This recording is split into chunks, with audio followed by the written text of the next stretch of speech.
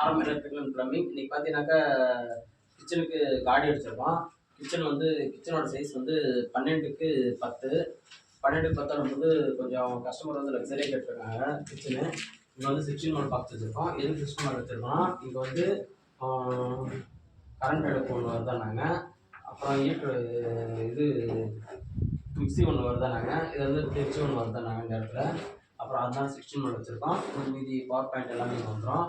இது வந்து மேலே ஒரு லைட் பாயிண்ட் ஒன்று ஒரு சர்க்யூட்டுக்காக ஒரு பாயிண்ட் ஒன்று வச்சுருக்கோம். அந்த இடத்துல எக்ஸாஸ்ட் பாயிண்ட் ஒன்று வச்சுருக்கோம். அந்த இடத்துல தான் எக்ஸாஸ்ட் ஓப்பன் ஆகுது.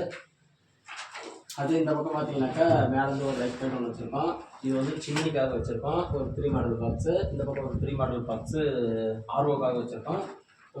மீதி கீழே பார்த்தீங்கன்னாக்கா அவங்க சாமான்கள் ஒரு மிஷின் வாங்குறதா சொல்லியிருக்காங்க. அதனால் சாமான்கள் ஒரு மிஷினுக்காக ஒரு பாயிண்ட் வச்சுருக்கோம்.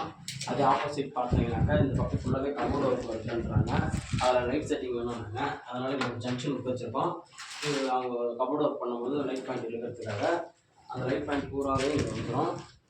இந்த பக்கம் பார்த்தீங்கன்னாக்கா நம்ம ஒரு லைட் பாயிண்ட் ஒன்று வச்சுருக்கோம். இந்த 2 பக்கம் 2 பில்ட் பீமில் என்ன பண்ணியிருக்கோம்னா 2 பைப்பு 2 ட்ராப் ஒன்று இறக்கி விட்டுருக்கோம்.